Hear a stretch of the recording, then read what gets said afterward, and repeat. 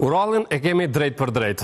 Për një lajm të fundit dhe që është gjithandej, emri i Isa Buletinit barazohet me emrin e Zoran Gjingjishit. Urall, përshëndetje, mirë se erdhe. Ja fotografia, që tashmë është në rrjetet sociale dhe gjithandej lajm.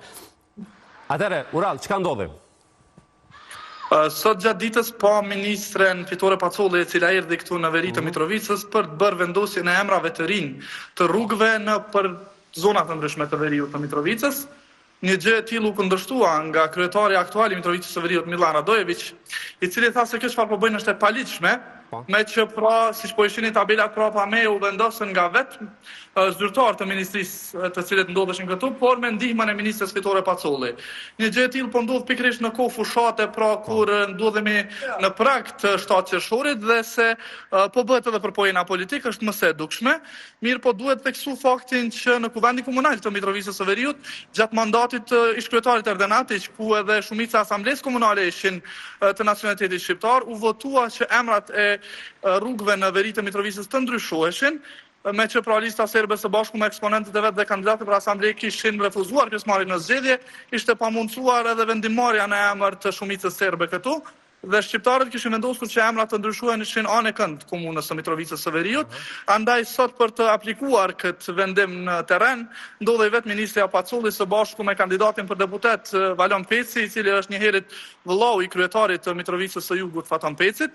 Me njëherë pasi ata vendosën këto tabela të reja, ndërhyri kryetari serb i Mitrovicës së Veriut, i cili vjen nga lista serbe, pra Milan Radojević, i cili i mbuloi ato me një pëlhur.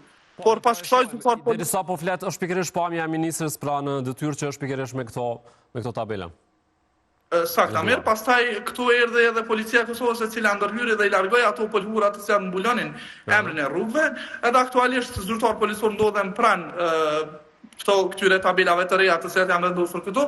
Mirë, po ajo çka bie në sy më shumë se sa vendosja e tabelave të reja, është fakti që emri i heroit ton Isa Buletini barazohet me emrin e ish kryeministit të Serbisë Zoran Gjingjich. Pra në të njëjtën pjesë janë vendosur që të dy emrat. Mirë, a pat një pyetje për Pacollin, domethënë në gjithë këtë zhvillim dhe në gjithë këtë ngjarje që ndodhi. A pat një pyetje për të, që pse kjo dhe pse ky barazim siç po e quajmë, kjo vendosje shumë afër pra njëri tjetrit?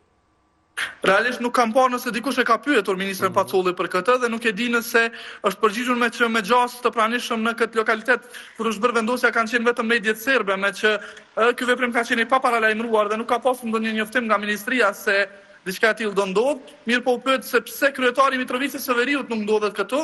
Ajo tha se është çështje e Ministrisë së Planifikimit Hapësinor dhe nuk ka të bëjë me komunën e Mitrovicës së Veriut, tani pse këta emra janë vendosur pikërisht pra në territorin e kësaj komune.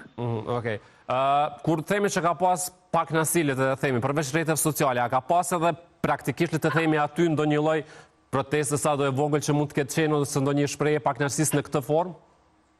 Po vetë fakti që kryetari serb erdhi dhe i mbuloi këto dhe tha se janë të paligjshme, më kupton se kjo u bë në formë të paligjshme, me që duhet theksuar që pasi u votua në Kuvendin Komunal të Mitrovicës së Veriut vitin e kaluar, vendosja e emrave të rinj, në janar të këtij viti, sërish asamblestët serb votuan për shfuqizimin e atij vendimi, andaj edhe kryetari serb i Mitrovicës së Veriut e cilësoi këtë akt si një veprim të paligjshëm, me që pra Asambleja Komunale tashmë ka votuar që emrat të mos ndryshohen dhe të mbeteshin po ata që kanë qenë më herët.